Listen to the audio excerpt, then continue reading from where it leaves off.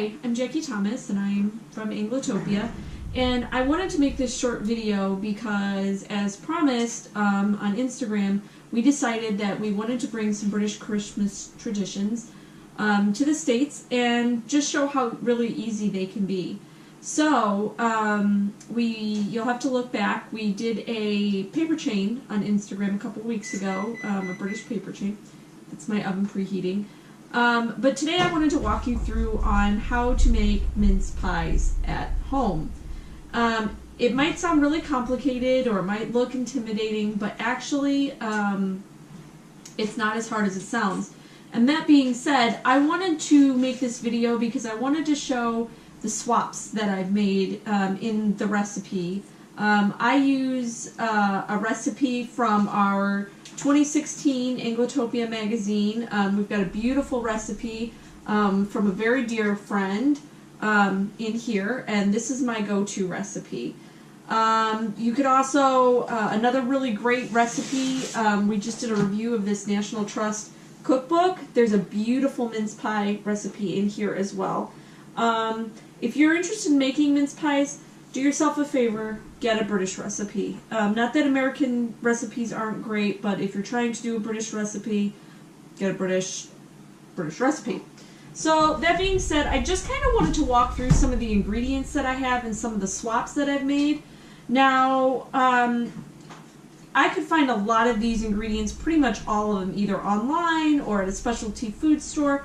But I wanted to make this video to show what you could find in your average grocery store. So we're based in Indiana. Chicago is not far. I could have went into Chicago, went to an imported food store, and bought all of the original ingredients that the recipe calls for. But not everybody has that ability, so I wanted to just quickly run through what I've swapped, and I've made these pies for a couple of years now, and I've learned some great swaps that taste really great and some that taste really bad. So I wanted to share that with you. So I'm going to just quickly run through this recipe showing the swaps that I've made, and hopefully this helps. So the recipe calls for currants. I found Sunmaid makes currants, and I was able to find these in my local grocery store. So with a lot of the dried fruit, you'll notice that I swap because I have a hard time finding the exact dried fruit, but currants were pretty easy to find. Sunmaid makes them. Raisins, I do a mix of raisins. I do golden raisins, and then just plain old, regular brown or purple raisins, whatever color you want to call them. So raisins are pretty easy. Most people can find raisins. Sultanas. I cannot find sultanas anywhere. I know I can buy them online, and there's a lot of different things that you can substitute, but I know this is crazy, but I like to substitute the sultanas with dates. I know that they don't taste really anything alike, and I chop these up finely, about the size of a raisin, and it adds a nice rich flavor to the pie. And I will say that this recipe that I've been using for a couple of years now, while it's not 100% exactly as the British recipe is written, it tastes like a British mincemeat pie. So, yeah, so just some dried dates are really nice. I tried prunes a couple of years ago, chopped them up really small. It was tasty, but it kind of skewed the flavor a little bit. So dried dates will sit in place of sultanas. But if you can find sultanas, use them. A good cooking apple, so that you can find an apple at just about any grocery store. The next thing, a very traditional ingredient, is suet, or beef fat. That's not an easy thing to find here, but what I found works really well, and I don't eat a lot of it, only during the holidays, is lard. You can find this in your baking aisle. It's next to the Crisco and the cooking oils and whatnot. And what I do for this is I shred it with like a cheese grater. And I know that I could probably omit this from the recipe, but it definitely adds a richness. And after all, it's the holidays, you know, have a little treat. So this is a great substitute if your recipe calls for lard or calls, well, it is lard, but if it calls for beef fat or suet, this is a great substitute. Another one is Demerara sugar. So here in the U.S., or at least where we're from in the U.S., sugars are becoming, more different types of sugars are becoming popular. Normally you would only see white sugar or maybe unbleached sugar. But this is a Demerara cane sugar. I found this at my local grocery store, which was great. And it basically is an unbleached sugar. So like a sugar, I bet you could probably substitute it for sugar in the raw if you wanted to. Don't hold me to that, but you probably could. The next one is dark muscovado sugar. I can't find that anywhere. Again, I know I could order it online, but for the purpose of our exercise, the closest thing I found to it is just a bag of dark brown sugar. The first year I made this, the sugars were the really hard part, trying to find the right sugars. And this worked really well, so this dark brown sugar.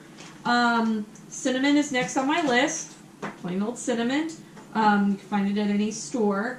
Next is mixed spice. So it's not something we really have here. I mean, we have pumpkin pie spice, but so what I do is I make my own mixed spice, which is pretty much cloves, nutmeg, and cinnamon in equal parts, and then I just measure them out as needed, and it creates a really nice flavor.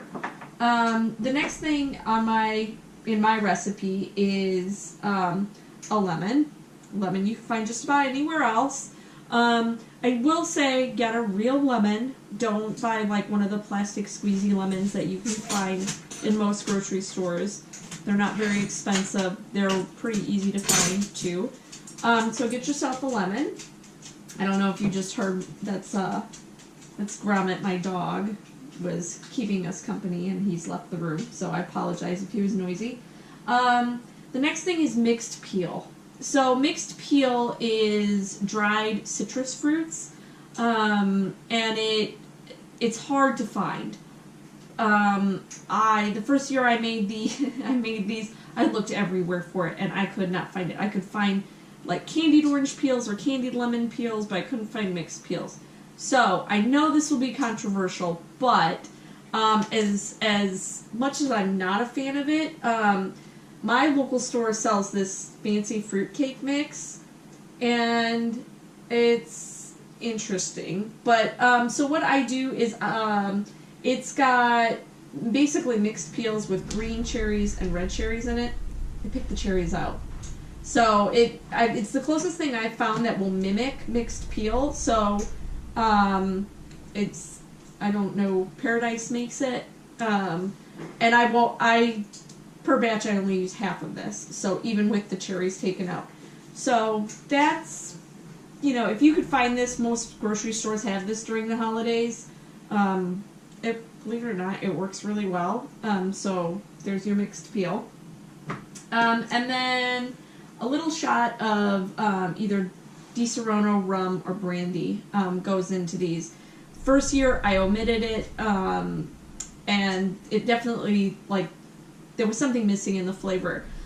Since I've made this quite a few times, so I've made my own little swap, and just a good brand cognac or brandy works really well. I like cognac in it.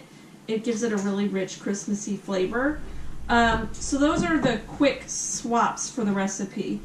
A couple of notes about how to go about baking a British recipe in an American kitchen. I cannot stress this enough, having learned from previous experiences. Buy yourself a really good kitchen scale. If you're really in a jam and you don't want to invest in a kitchen scale, a milling scale works. Something where you can convert to British units. Everything when you bake is either done in grams or ounces. So get a good scale. Don't try and convert the recipe. It will not work well. I speak from experience here.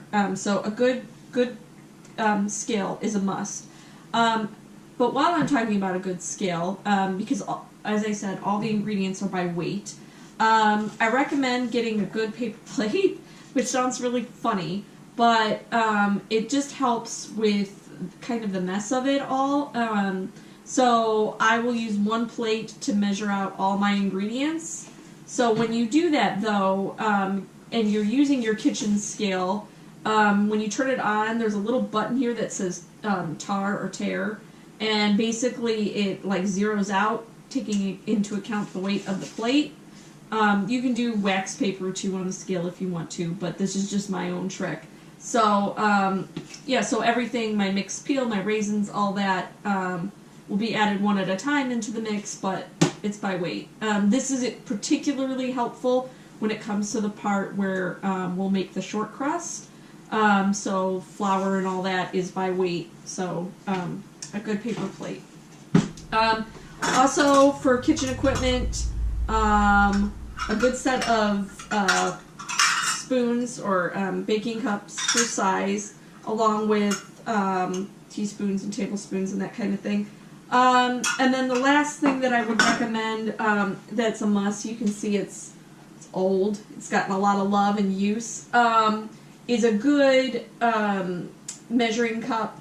I like this one by XO because it has milliliters, cups, and it has ounces on the inside, so I don't know if you can see there, but it allows you to measure accurately using the British system of measurement.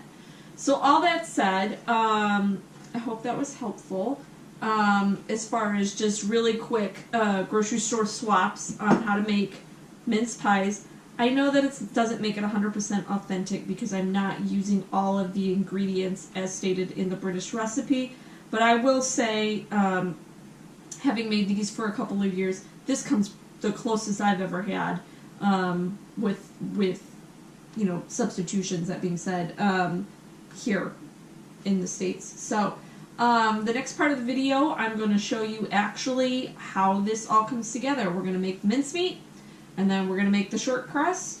I will say that the recipe I use, the lovely lady who wrote this recipe for the magazine, she really stresses to do this recipe by hand, and there's a lot of ways where it could be a lot easier using my food processor or my KitchenAid, but take the time and do it by hand.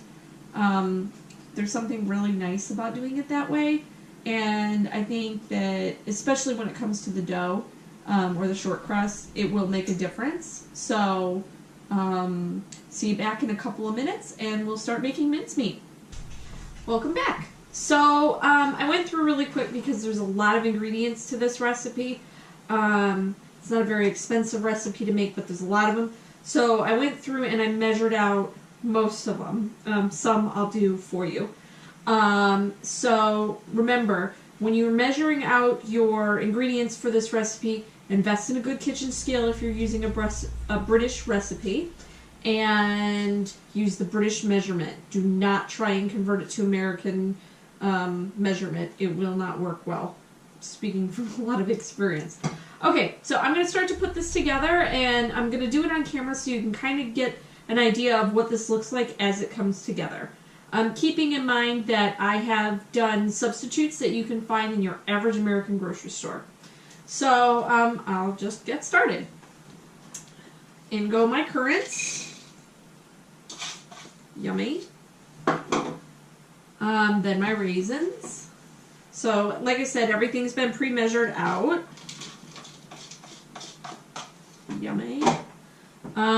Sultanas. That's the one that I had mentioned in my ingredient list that I couldn't find. So, I'm going to set my bowl aside for just a minute here. And I've measured out my sultanas. But I wanted to cut them up in front of you guys so that you could see size and all of that. So, just little itty bitty pieces here, kind of like the size of a raisin. So, Keeping in mind you don't really want anything to be big enough that somebody's got to chew. Oh, I apparently bought pitted ones. I did not realize that these were pitted. So, and as I cut them up, I'll just throw them into the bowl here. Keeping in mind that these are pitted and they've been pre-measured, that might throw off my weight a little bit. I found that with this recipe, I do not have to be exact on any particular dried fruit. You can do a little less of one, a little more of another if you really like the taste of something else. So just keep that in mind. So I will probably fast forward this part of me.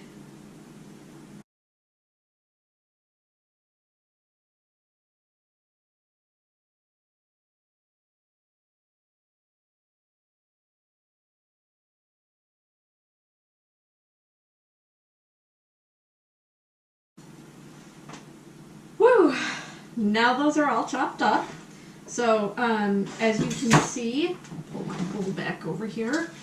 I've just added them to my mixture. And so we'll keep going. So, I'm looking at my recipe here. The next thing I need to add to my recipe is an apple. This is another one I chose to do on camera because I didn't want my apple to turn brown before I pre-measured everything. So, set my bowl aside again. And I'm just gonna peel my apple here. You don't want any skin on because skin gets tough. And I measured my apple to make sure that it wasn't overly large. I mean, you can see the size of my hand here. You know, small to medium sized apple should be about 200 grams of lovely, delicious apple. You can probably use any kind of cooking apple you want, but make sure that you do put an apple in it. It really does add a nice flavor to this recipe.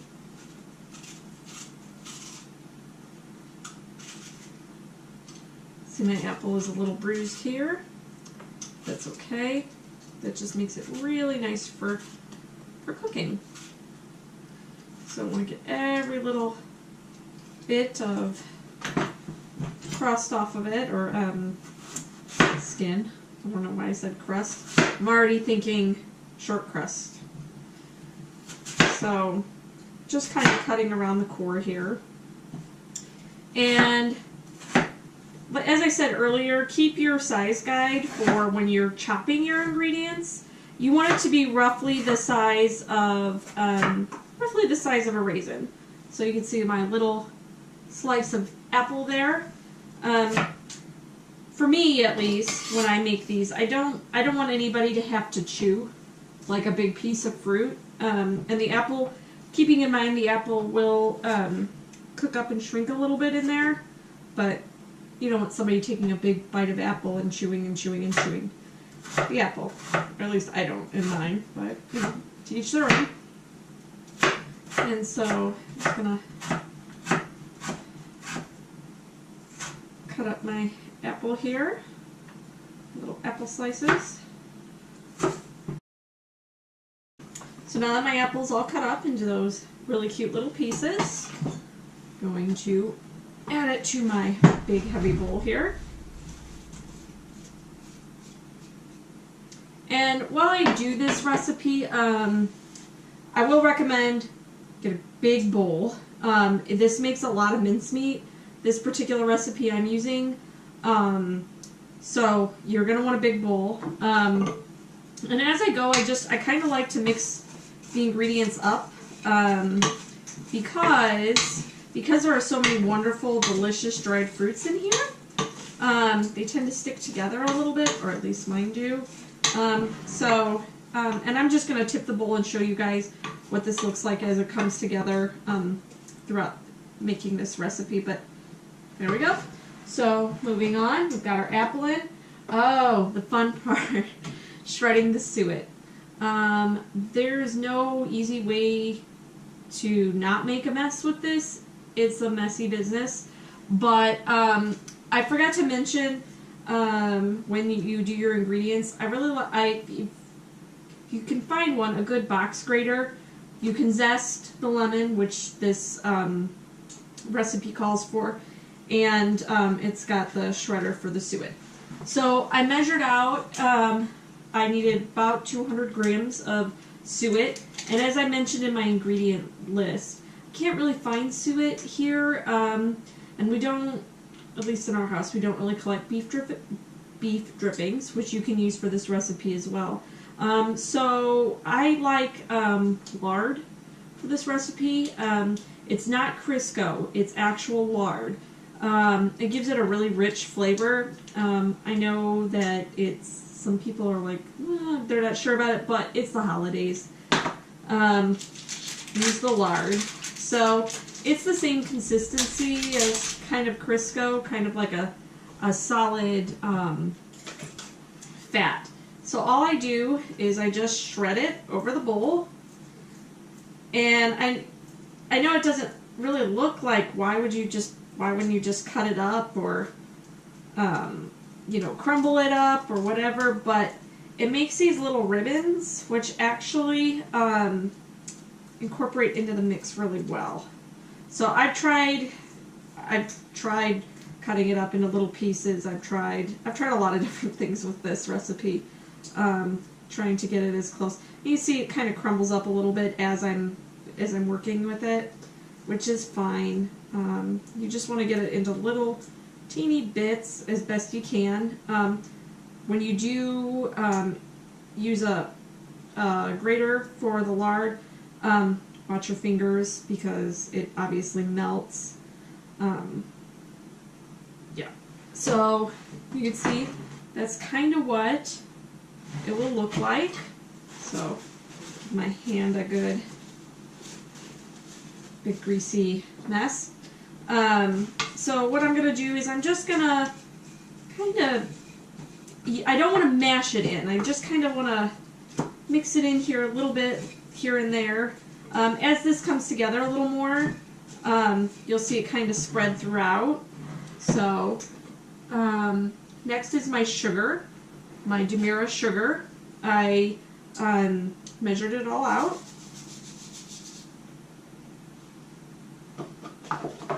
Then I have my dark muscovado sugar, but my substitute is dark brown sugar.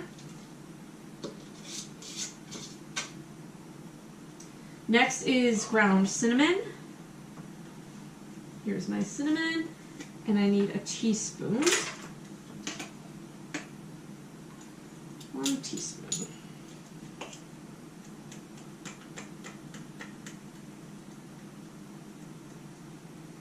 Okay. Next is my mixed spice, and this is another one where I had to substitute. Mixed spice is nutmeg, cinnamon, and let me see. It's nutmeg, cinnamon, and cloves. It was on the tip of my tongue. So my recipe calls for 2 teaspoons of ground mixed spice, but like I said, since I can't find it, I'm going to make my own. So what I do is I take a teaspoon of each spice, roughly, give or take a little. And there's my cinnamon, my nutmeg. Smells so good. I wish we had like smell-o-vision, if that was a thing. It smells like British Christmas in here. And cloves.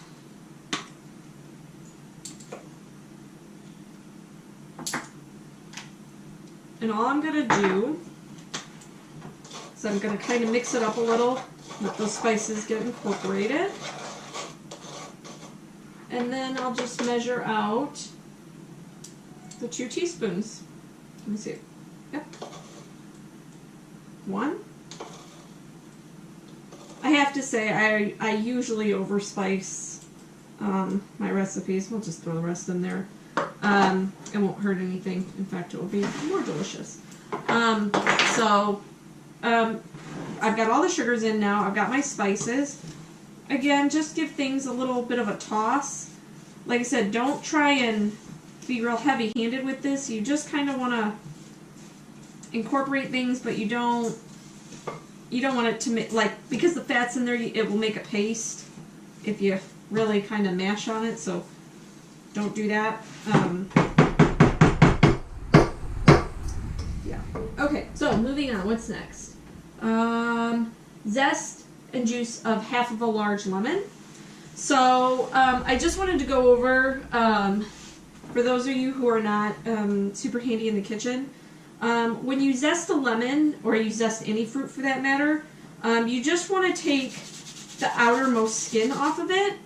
So when you start to see white right there, stop. You don't want the white. The white part's bitter.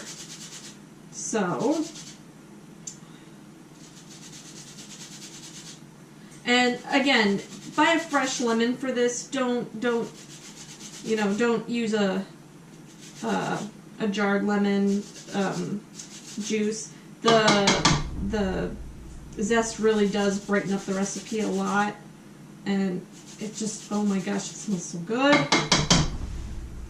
So let me go ahead and cut this in half. Another tip for this particular project, or this recipe, is just in general, when I need the juice of a citrus fruit, I usually use another bowl and do it right over. That way I can catch the seeds and I'm not picking the lemon seeds out of my mince pie. So here is half of that lemon. Bye-bye seeds. They do not taste good. Nobody wants to chew on a lemon seed in a mincemeat pie.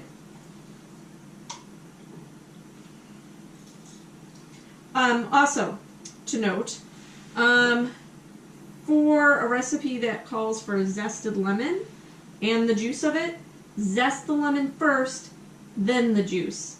You can't really zest it once it's all been squeezed up. It doesn't work very well. So, here is the rest of my lemon zest. So, my lemon zest is in. Now I want to talk about the mixed peel, and I know that people really kind of love or hate this American fruitcake mix. So what I left it out here so you can see, I picked out the big green and red cherries so that only the little bits of it are left. Granted, you can find mixed peel at a specialty store, a British imported food store, if you want to use it. I really like this in here, and don't omit mixed peel or mixed peel substitute. The recipe really does need it. And once you take the cherries out, it's really tasty. I'm sure it's good with the cherries too. It's just not to our liking.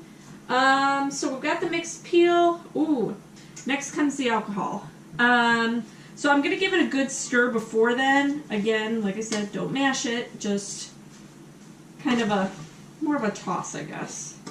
Because once I add the alcohol to this recipe, the mincemeat's going to get very wet. And it seems like a lot of alcohol. Put the alcohol in.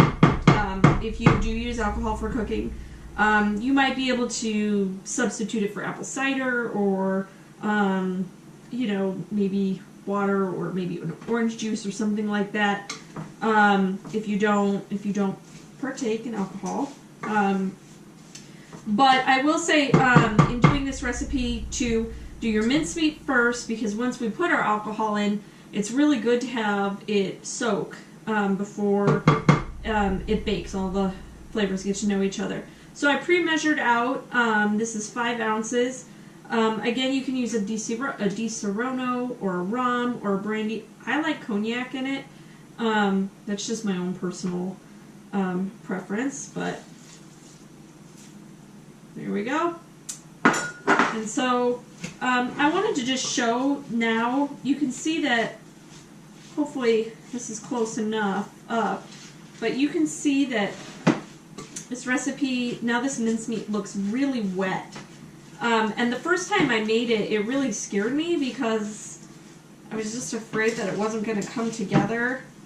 And while the recipe itself is not super expensive to make, especially with the substitutes, it is a time-consuming recipe. So you want to make sure that you get it right. It's a lot of time to put in and it not turn out. So you can see that I'm kind of breaking up the fat here or that lard a little bit. And this is what it should look like. And so I don't know if you can see, kind of lifting, you can see the cognac kind of seeping out of the bottom there. It should look this wet. So what I'm going to do now is I'm going to set this unbelievably yummy smelling mincemeat aside. Maybe we'll just have a taste, right? Just a taste. Oh my god, you guys, it's so good. Excuse me for chewing with my mouth open or talking while I'm chewing. It's really good. I'm going to set this aside and let it rest so that all of the mincemeat filling soaks up that delicious cognac. And I'm going to get everything together for the short crust. So I will be right back. Welcome back. So we're going to do the short crust for our mincemeat pie. Now again, my recipe says that you can make it in a food processor. But in talking to my friend about it, her mom always made them by hand, and I've done it both ways. I've done it in the food processor and I've done it by hand, and I can tell the difference. It makes the most flaky, just sumptuous short crust. So I'm going to measure out the ingredients using my kitchen scale again, and I'm going to do it so you guys can kind of see what that looks like. I know that sounds silly, but yeah, why not? Why not share? So this recipe, again, comes together by hand, and it takes a little bit of time to do it by hand, but it's worth it. The only thing in this recipe that is a substitute in the short crust is castor sugar. You can find castor sugar at any specialty food stores. You can buy it online. All I do for my castor sugar is I just go get plain white sugar and I run it through the food processor. It just makes the sugar a little more fine. You don't want like crunchy, gritty. But definitely use white sugar for this as well. We're big fans of natural sugar, but don't substitute it. You need plain white sugar, castor sugar, or just plain white sugar and run it through your food processor. It will make it really fine. So let's go ahead and get started. Alright, as I said when I was talking about the beginning of this recipe, you definitely want to get a good kitchen scale. So I've got my kitchen scale, and I recommended in the last, when I was talking about the ingredients you need to make it, you want a paper plate. That will be helpful. So when I'm doing my kitchen scale here, I put my plate on the scale, and it says my paper plate weighs 26 grams. So you want to make sure to zero it out so that I'm not getting the weight of the paper plate. I'm getting just the weight of the ingredients. So let's start with our flour. Now I use just plain, I prefer King Arthur brand. You can use whatever brand of flour you want, but I like an unbleached flour. But you basically need a white flour. You cannot use whole wheat flour for this. You cannot, I would not substitute a different flour for this. It's meant to have regular, traditional flour in it. So I'm using my measuring cup here to kind of measure out my ingredients on my kitchen scale. I need, let's see, I need 375 grams of plain all-purpose flour.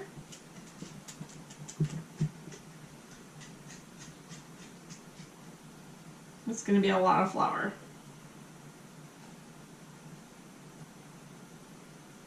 We're at 288.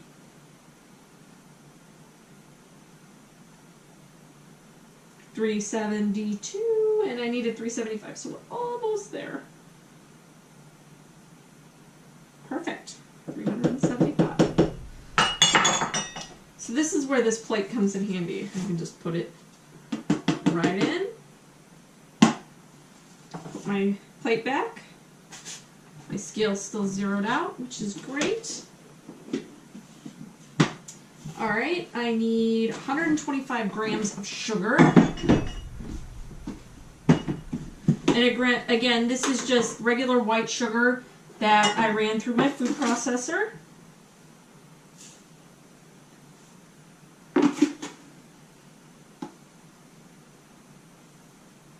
I know this might seem like a lot of sugar and a lot of fat and a lot of things that you might not normally eat, but I think you get a pass because it's the holidays. 125 grams. Oop, we're over. So, let's see. This is a really precise way of baking that one of my first jobs I ever had was I worked in an American bakery. And I will say when you bake on a large scale, you will usually bake by weight, but in my own kitchen, unless I'm making a British recipe, I really don't bake by weight, so it's kind of a different way to bake. It's not bad, it's just different. So it does take a little bit of getting used to, but like I said, invest in a good skill. It's worth every penny. So butter. I like to use an unsalted butter, and I'm so thrilled that I can find this Irish butter in my grocery store, in my local store. It's a richer tasting butter, but by all means you can use just a plain unsalted butter. It doesn't have to be a fancy butter or an imported butter. Just plain butter works fine too. So I'm going to see where we are. That's way too much butter. Actually, that's not enough butter. So I'll be right back. Give me just 1 second. I'm going to grab another stick of butter. Back. Okay, so to illustrate my point, and to be timely, I just grabbed a stick of regular old butter. So I'm going to, let's see. No, that's too much butter. So this is where it gets interesting with weight. So I'm just going to start kind of trying to get it to the right weight. I need 260 grams, so we're still a little bit over.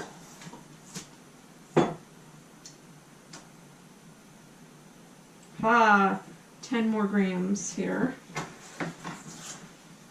The nice thing about cooking by weight like this, though, is that it's exact. You know you've got the right amount when you've got the right number. So I'm going to cut the butter up. Now, because this recipe comes together by hand, you want cold butter, and you want it to be chopped finely. Let me just set my scale to the side here. So what I'm going to do is I'm going to cut my butter up into little itty bitty cubes. You must cut the butter up no matter how you do this, whether you do it in the food processor or you do it by hand. It's got to be cut finely.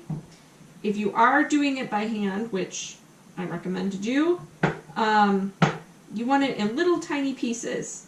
And then as you put it in the bowl, you're going to spread it out a little bit. You kind of want the butter to get coated with the flour and sugar before you start. That way it doesn't, meld into one buttery mess. So, just going to cut this up real quick.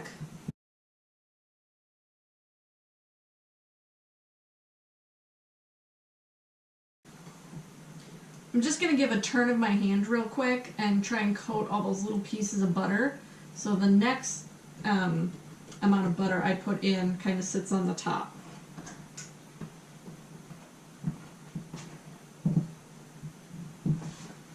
I'm just about done here, and the thing with this recipe, this particular recipe, is you want to use cold butter because it's going to, it comes together with your hands, it's going to kind of make almost like cornmeal.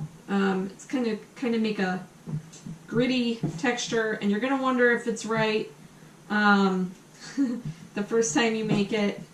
I will tell you I wondered the first couple of times, actually.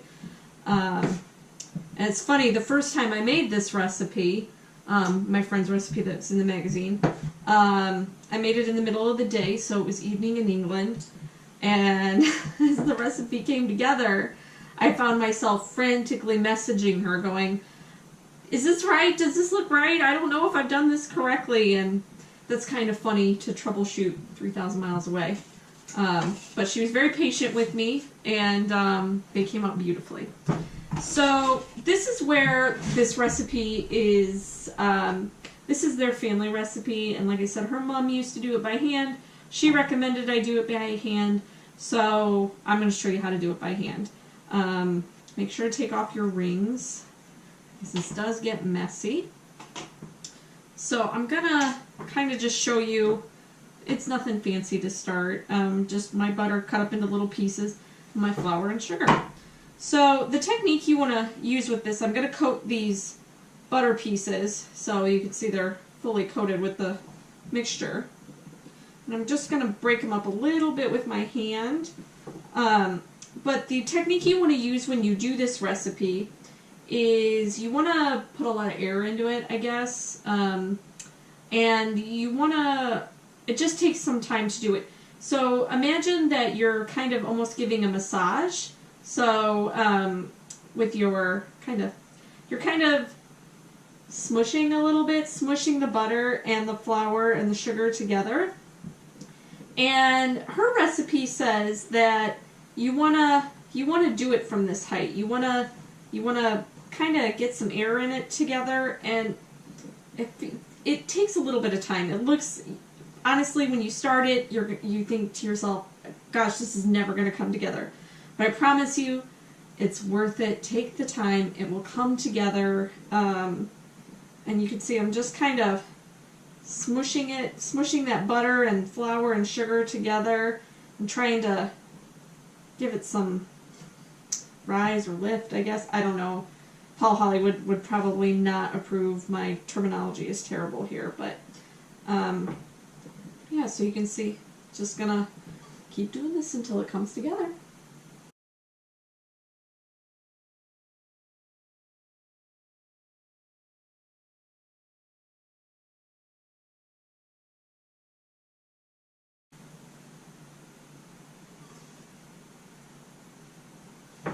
Okay, as you can see, this is, it's kind of like cornmeal or breadcrumbs. Just, it's real kind of crummy here. You can see I still have little bits of, bigger bits of butter, which is fine. Next you want to add, so it's a real kind of crumbly texture. It smells really good too.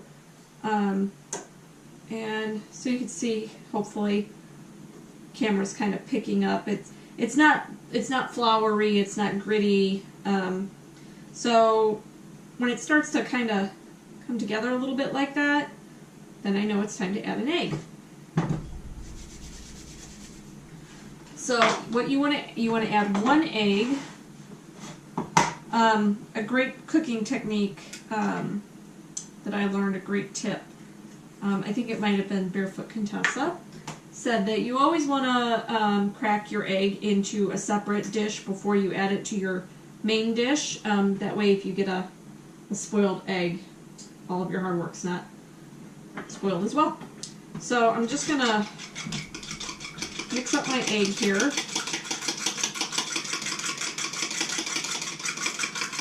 Because you can't mix it like this once it's done. And I'm just going to pour it in. I'm going to double check my recipe here. Let's see. So we're just going to, again, still doing this by hand. Ooh. We're just going to kind of, I like to turn it over on top of the egg so I don't get a handful of egg. And we're just going to have it come together here. Now, the difference between a British egg and an American egg. An egg is an egg, you say.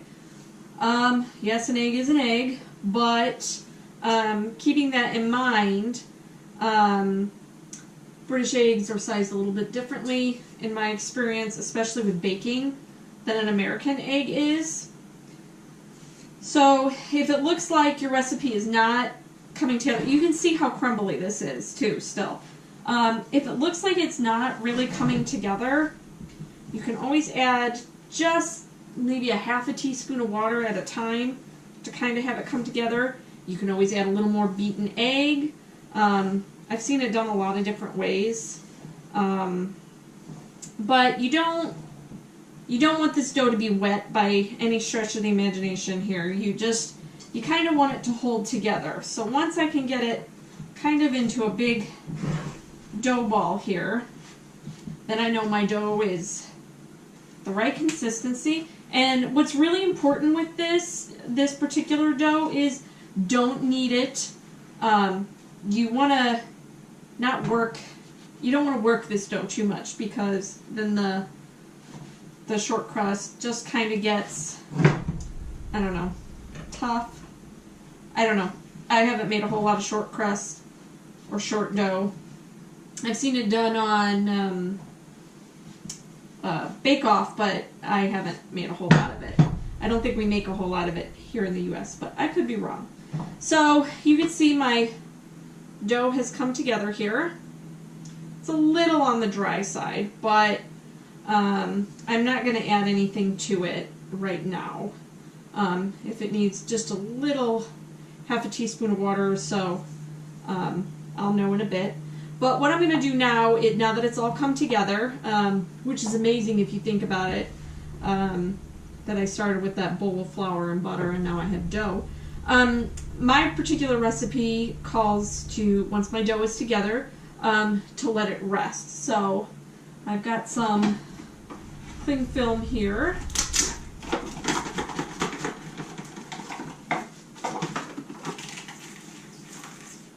Also fun tip, a Nigella tip actually. She said that when you're cutting cling film and you can't get it to cut cleanly off the side of the box, if you hold it upright, it will tear cleanly. She's right. Okay, get my dough here. I'm going to just wrap it up, and I'm just going to let it rest. My recipe says about 10 minutes. Just let all the ingredients kind of get to know each other and come together here. I'm going to pop this into the fridge, and then I'm going to get everything I need to start rolling out my mincemeat pies, and I'll see you back in a couple minutes. So now we're going to do the last part of our mince pies.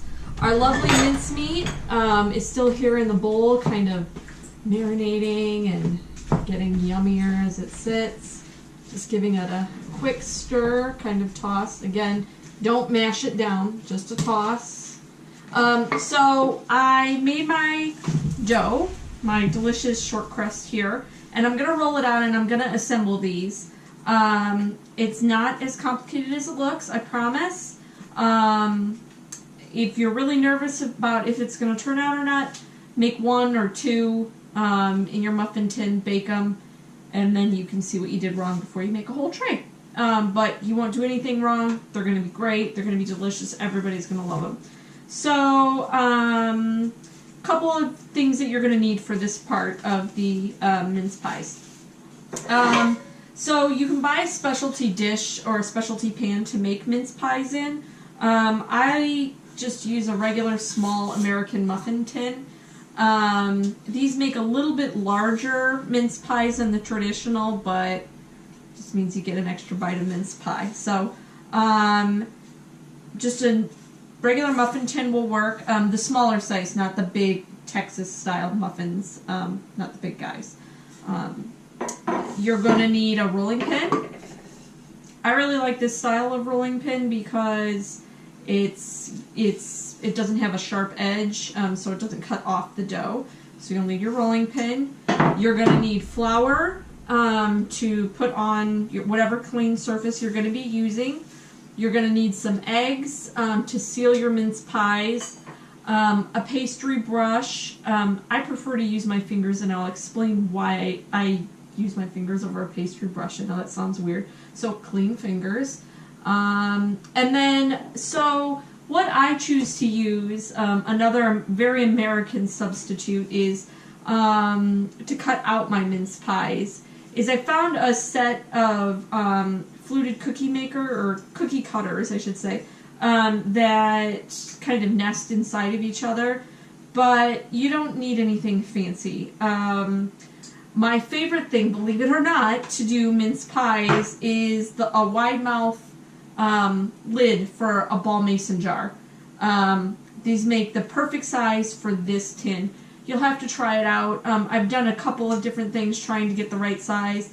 A glass where I've cut around the outside of the glass. I've done a lot of different things to try and find the right size. But like I said, a wide mouth ball mason jar lid works perfectly for a small cookie tin. Something else that's really, really important that I've learned doing this a lot is you want to make sure that you spray your cookie or your muffin pan liberally with cooking spray. I cannot tell you how many times I've cried because I cannot get the mince pies out, and then you flip them out and you have mince pie mess. Still delicious, but not beautiful mince pies. So make sure you spray your tin liberally.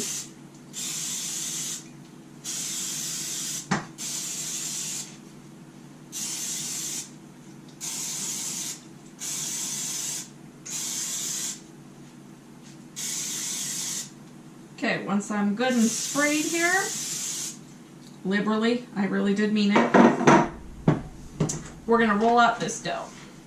And we're going to put our mince pies together. Okay, so I'm going to start. Normally I do this on my countertop. I don't normally do it on the kitchen table, so it feels a little disjointed, I guess. So to start, I'm gonna flour my surface.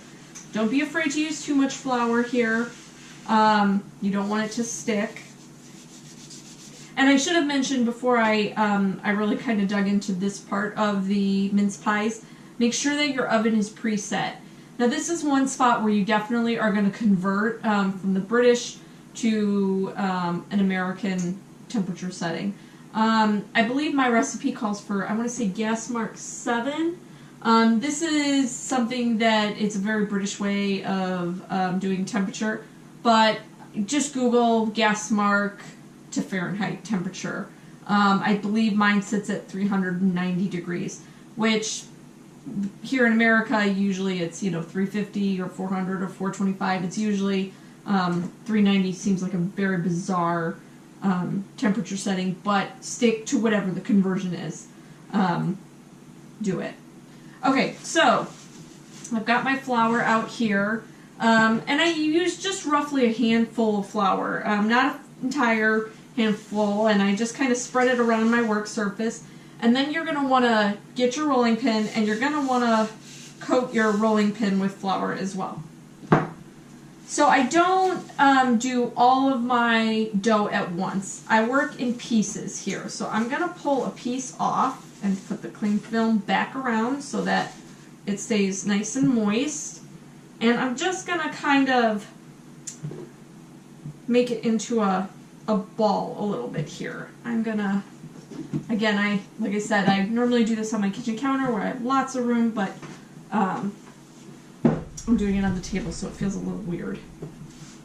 So I'm just gonna gently roll this out. You want your dough to be about 1/8 of an inch.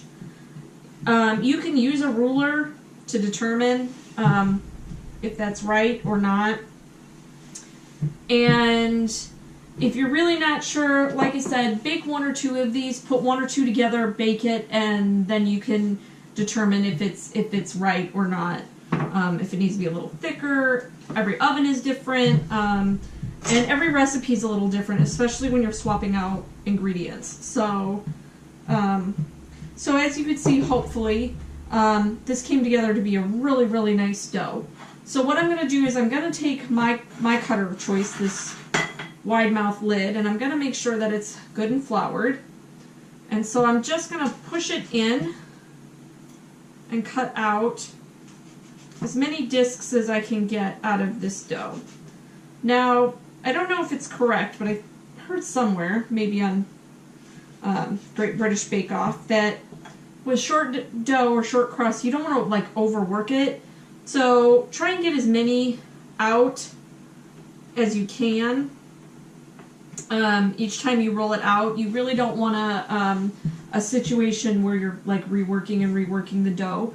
So, and what you're going to do is you're just going to gently push it into the tin. So you want to make sure though that when you push it into the tin, that you don't have any cracks or holes. You don't want a leaky pie. It makes the bottom of the pie soggy. So, so just make sure that you don't have any holes or cracks in the bottom. And so that means just kind of really, really gently, if you've got to repair it a little bit with your fingers, it's fine, but you just really want to ease it into the pan. You don't, be really gentle with it. Don't, make sure you're not overworking your crust, that kind of thing.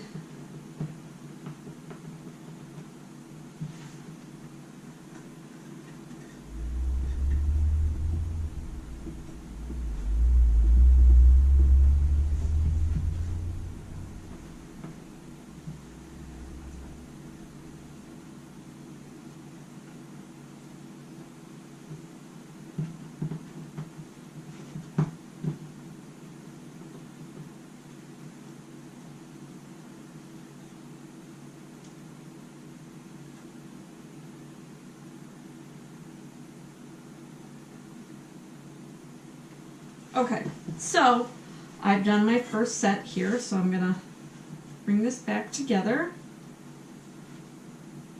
And when I bring my dough back together, I like to add a little bit of the unworked dough to it, so that the dough that I'm working with right now doesn't get overly floury tasting, because it doesn't taste very good. Nobody wants that.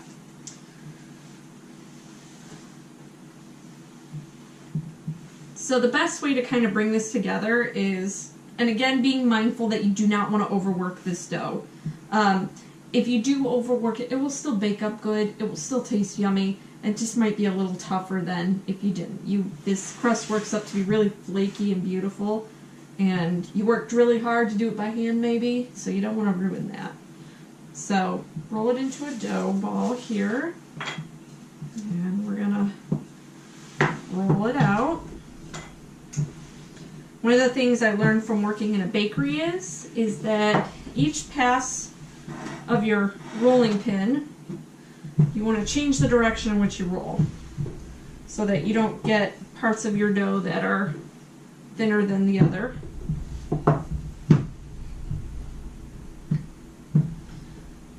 And I will say too, if you don't get it exactly 1/8 of an inch as my recipe calls for, or whatever recipe you use, just make sure that your dough is consistently the same thickness. That way you don't have some pies burn and some are raw. So consistency is key.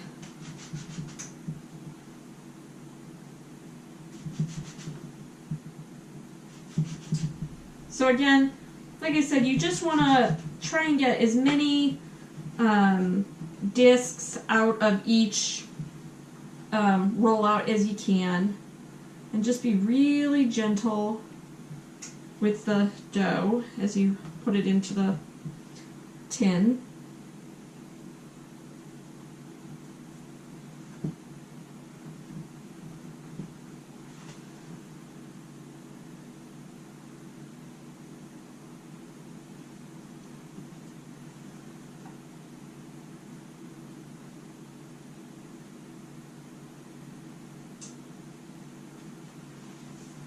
I need to roll this up. I only need 3 more for this tin, and this batch will be ready to go in the oven. I will say too, if you ever want to make tarts, last year I had some leftover short crust, and it came out just really good. I had some jarred lemon curd that I brought home from London, and I put the lemon curd in leftover tart shells. Heaven. So good. You can also do it with jam, too. Just make a traditional jam tart. Really, really tasty. So hopefully I can get 3. Yeah, looks like I made it. Get 3 of these. Oh no, that one broke up. It stuck to my table because I needed to flour the surface again. So when I bake these, mine aren't as pretty as they could be if I took a little more time and really paid attention to the detail, but Mr. Anglotopia and my little Anglotopiettes don't really care about that. They care about how they taste. So they don't look exactly how you want them to look, or they don't look like something out of a magazine or the recipe page. It's okay.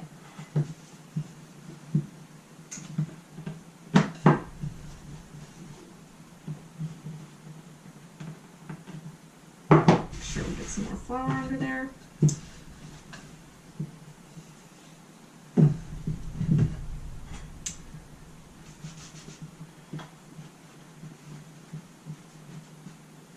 And I have to compliment my friend here. This is just the nicest dough to work with. The first time, like I said, when I did it, I thought there is no way that this is going to come out, but it comes out really nice, and it's a lot of fun. Okay, so now comes the really yummy part. So now that I've got my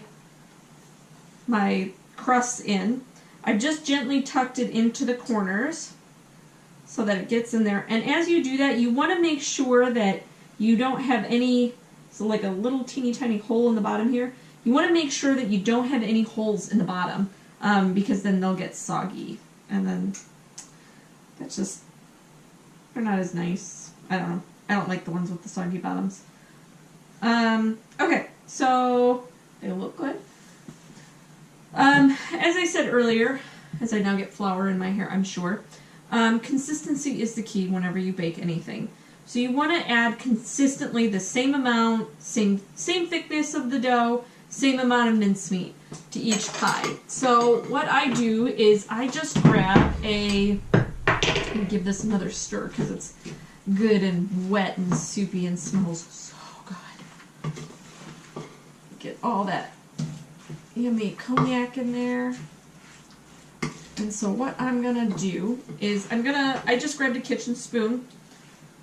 And you just spoon the mixture right into the cups. You don't want it to be over the edge of the cup, in my experience at least, because you want to seal these, and I'll show you how to do that in just a minute. So you want to make sure that you don't have any filling on the edge of the cups, because then it can't seal.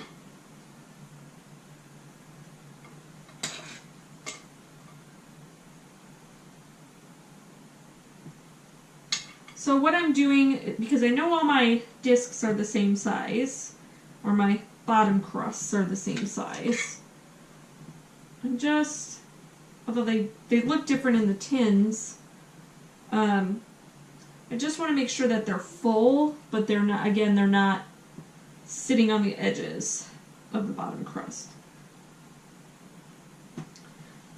If you want your mince pie to be very, very full, you could always put some extra filling in the middle.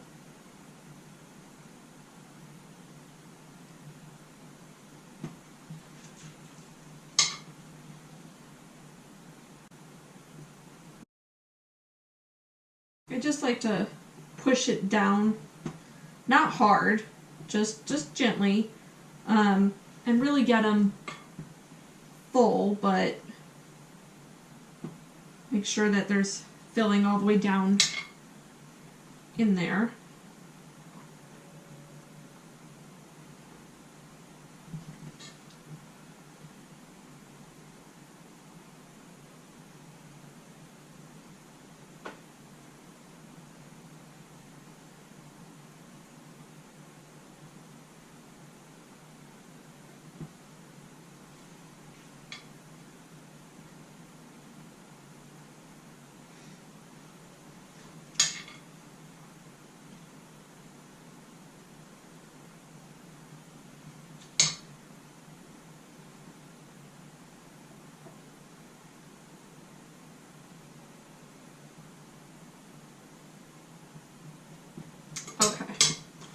Now my mince pies are all full, and hopefully you can see what they look like. I want to be real mindful, as I said, to make sure that there's none on the actual edges.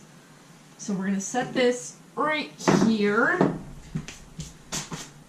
We're going to roll out a little more of this dough for the top. Now, I've seen the tops of a mince pie done with a star. I've seen it done a lot of different ways.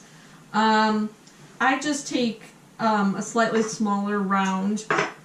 That's why I like the fluted tops for these. And I just do them with a solid pie top, which is fine. You can do whatever, whatever you want to do.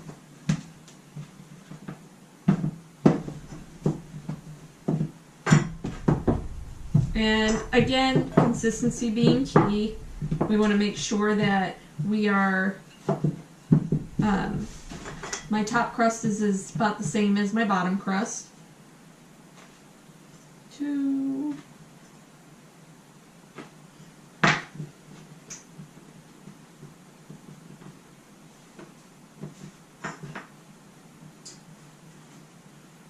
This part always reminds me of like playing clay doh as a kid.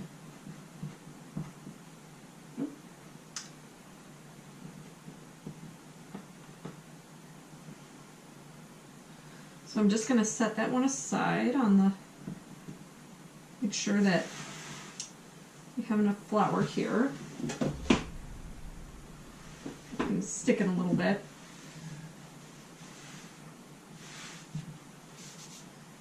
And I'm going to pull apart a bigger piece of dough here so that we'll roll out a good piece, good sized piece, and do all the tops at once. Show you how I seal them and get them baking in the oven.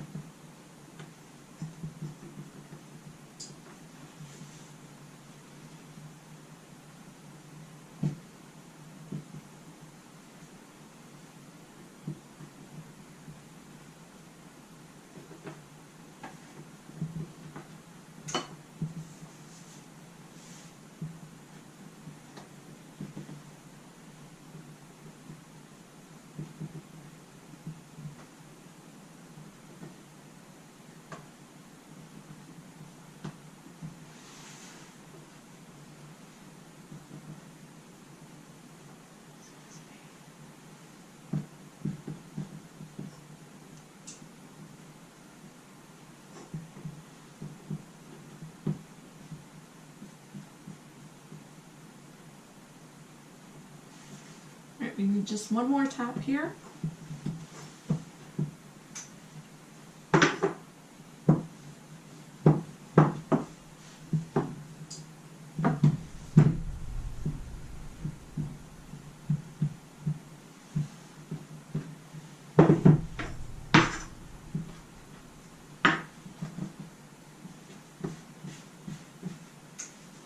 Okay. I'm going to set my excess dough aside for right now. And now comes the fun part. So you want to grab an egg. In this case, this egg will act like glue to seal my pie.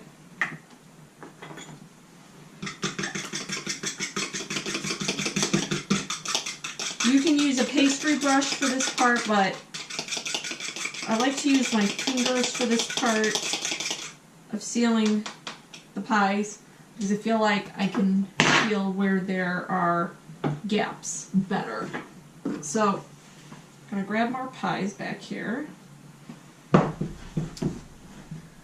And so what I'm going to do is, just with a fingertip, I'm going to run it around the top edge of my pies. Like I said, this kind of acts like glue, and it seals the pies. Because this particular recipe is a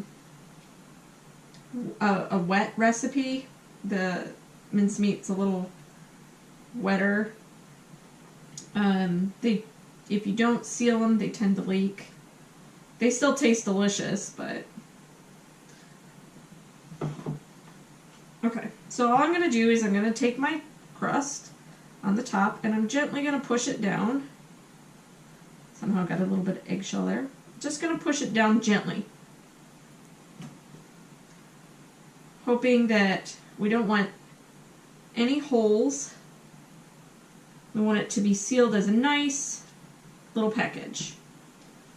So you can see this is where kind of using your fingertips as opposed to a pastry brush helps. Take your time and seal each one.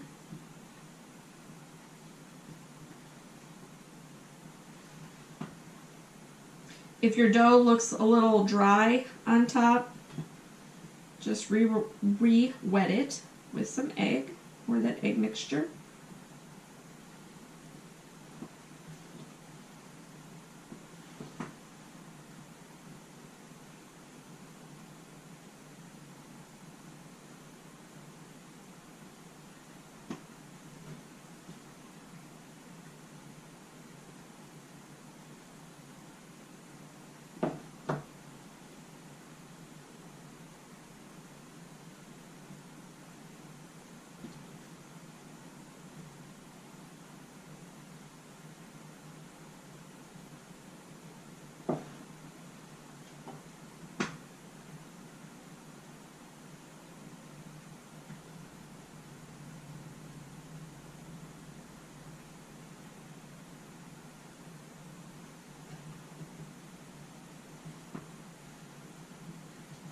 This one, because the crust is so kind of funky in the cup, I also wetted the top of the shell. Got a little hole here, and just gently kind of seal the holes with your fingers. If you want to, you can even like clip a little piece of dough. Kind of put a patch in there. It won't look super pretty, but it'll still taste delicious.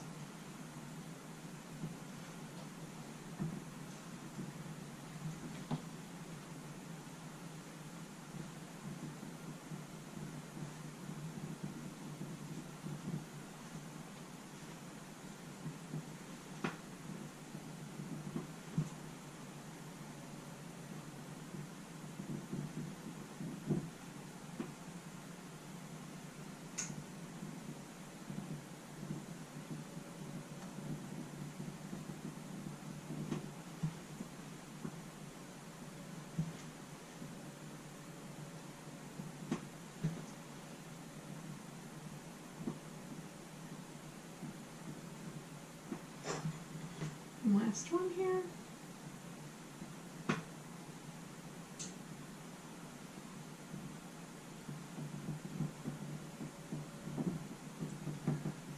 Okay, you can see all of my delicious little mince pies are all sealed, all tucked in. The last thing you want to do is you want to make a steam hole for them. And I just take a knife and just make a little slit in the top. You could do a star shape, you could do Christmas tree, whatever. You just have to make sure to do this. Do not skip this step. The steam in the little pies have to have a spot to escape if you want them to cook properly. So there you go. There's delicious mince pies. So I'm going to pop them into the oven in this recipe for about 15 minutes. Your house will smell incredible when these cook. Just the bowl smells really good. I could really just eat it with a spoon like that, but it's worth waiting. Make it into a delicious pie. So I'm going to bake these up, roll out the rest, and I'll show you the finished product.